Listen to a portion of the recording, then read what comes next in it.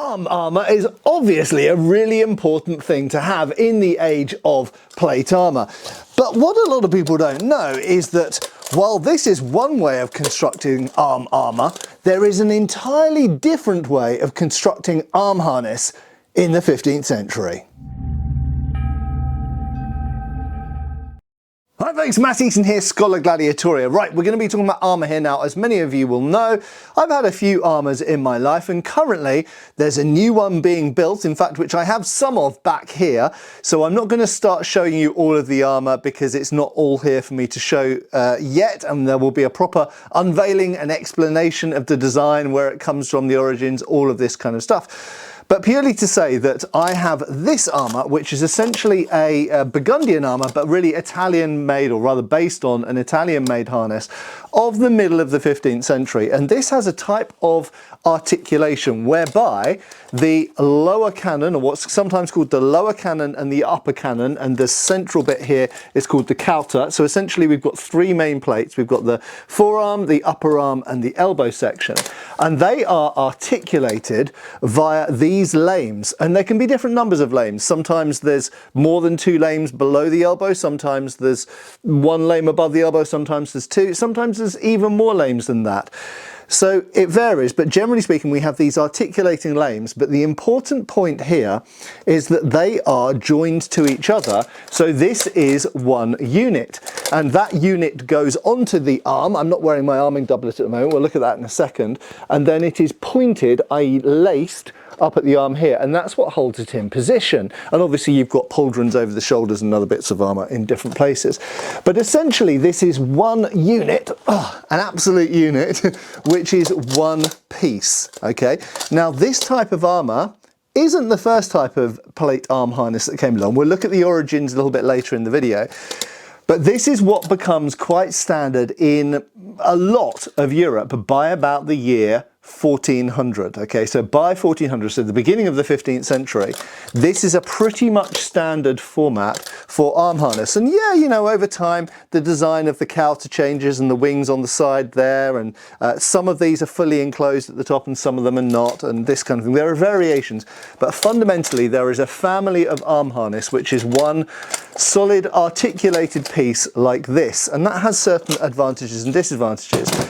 But as we go later into the 15th century, as we get into the middle of the 15th century, a completely new ethos of arm harness and constructing it and mounting it on the person came along that is different to that. Now, before I show that and explain that, I just want to mention my grubby old arming doublet here. I do have a new one incidentally now, but this has lots of laces on it, known as points. These are made of woven silk in some cases they are hemp or linen, in some cases they are waxed, but nevertheless they are essentially cords, and the armour attaches to those cords. So as I showed here, those holes in the leather tab here attach to those points, and that's what keeps it where it is.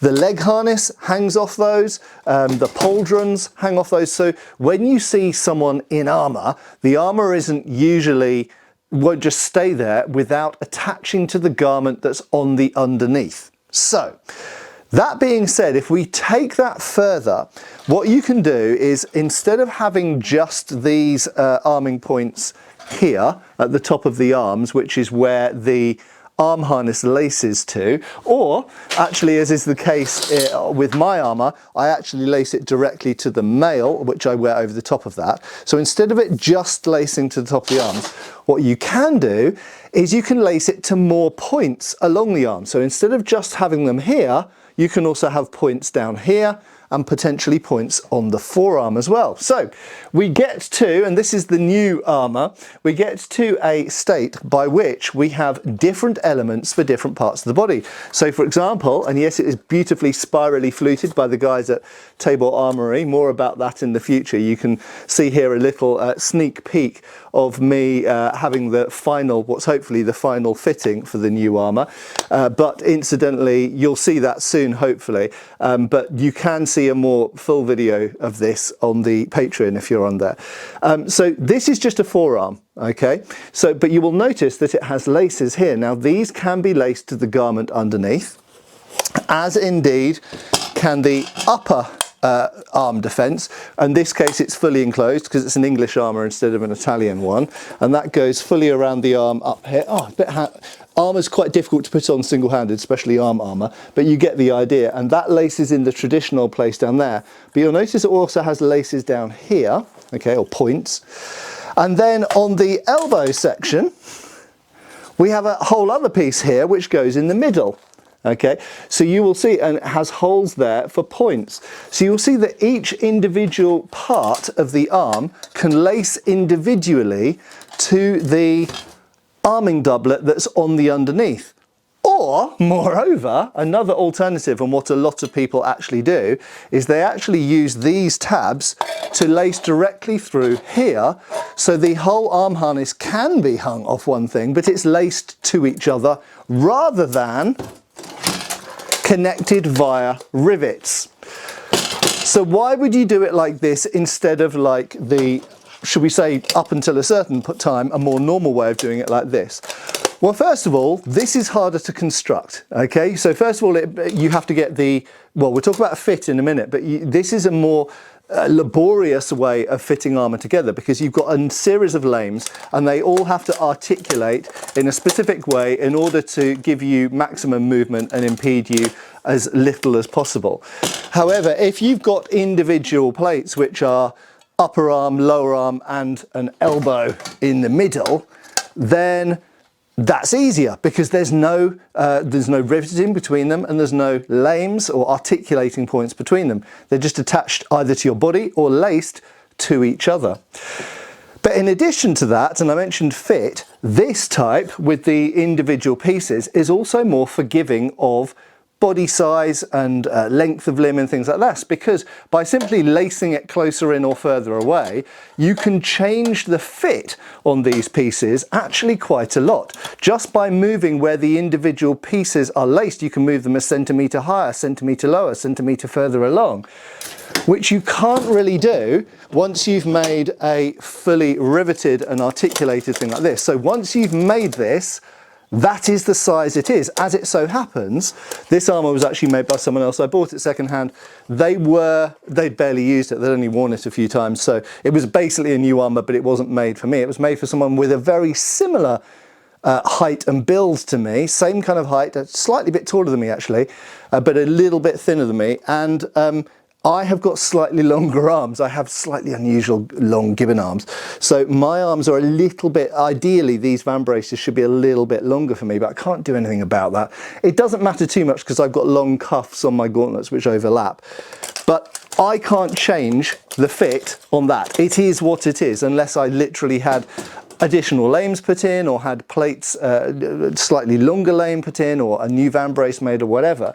But the beauty of these individual pieces is you can change the fit very slightly just by lacing them slightly further away or slightly closer, which is really, really good. Another really important thing is, generally speaking, because these are laced together or laced to the arming doublet underneath, you're dealing with articulation that is fundamentally based on not metal. It's based on leather or fabric or silk, things that have a bit of stretch and give to them, which means that you're more flexible and more mobile. So generally speaking, these, where you have a lower arm, upper arm and an elbow, they are more mobile. They can also be lighter as well because you don't have those articulation lames. So generally speaking, this type of harness here is a little bit less forgiving, a little bit less flexible, and it can only move where it can move. It can't compress in and out like that unless you had sliding rivets, which they usually don't on this period armour. So generally speaking, this is less forgivable. So you might say, why have this type of armour? Why didn't everybody go for these separate pieces? Well, a lot of people did. So these were very, very popular for many reasons. Quicker, easier to make, generally speaking lighter, generally speaking more flexible, more mobile, bigger range of motion. But what these are, I would argue, is more protective because these things are riveted together. And as always in arms and armour, you build up, you add a positive somewhere, you get a negative somewhere else. In this case, we're losing some mobility, we're adding some weight, but this is incredibly strong. You can't arm bar and break someone's arm in one of these because the arm goes there and it won't go any further. You could arm bar and break someone's arm in one of those sort of floating arm defences. So this is more protective. It protects the joints better. It will protect you better in something like a lance strike or falling off a horse or something like that. This is stronger, will protect your skeleton better, but at a cost. And inevitably some people will ask, couldn't these points be cut? Yes, that is also potentially another weakness of this type of floating harness. But overall, I'm a big fan of this floating harness which came along in the middle of the 15th century and onwards and goes all the way into the 16th century in some cases because of the added mobility, flexibility and lightness you have to it over the riveted, articulated type of armour that came earlier. But it's important to state, I mentioned that I would talk about origins. Actually, although this was a new invention, it wasn't the first time it had been invented, because if we look back into the origins of plate armour, in the earliest days of plate harness, whether it's the arms on the or the legs, we find, ironically, the earliest type of plate harness involved a lower arm, an upper arm, and an elbow, and it actually, the articulated type with articulated lames, actually came across later. So just to confuse matters further, we start off with floating harness, essentially. Then we come to fully articulated harness, but they kept floating harness on the legs. Then the legs became articulated like this as well. Then arms and legs were pretty much made like this in most parts of Europe for up until the early 15th century. And then for some reason in the middle of the 15th century, they went back to doing this for the arms, but not for the legs. The legs maintained the old riveted, articulated construction. So as with all things in armour, it's difficult to talk in black and white categorical terms. It's not that simple. It's a very complex and interesting subject, but I hope that if you didn't already know all this, that this has added something to your understanding of the history of arms and armour and how awesome armour is to study. Anyway, thanks a lot for watching. Obviously in due course there'll be more about my new armour, its origins, why I chose it, all of these sorts of things.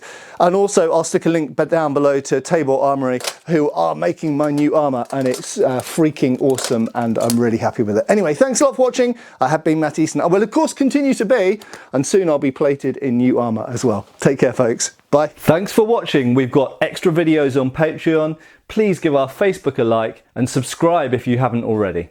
Cheers folks.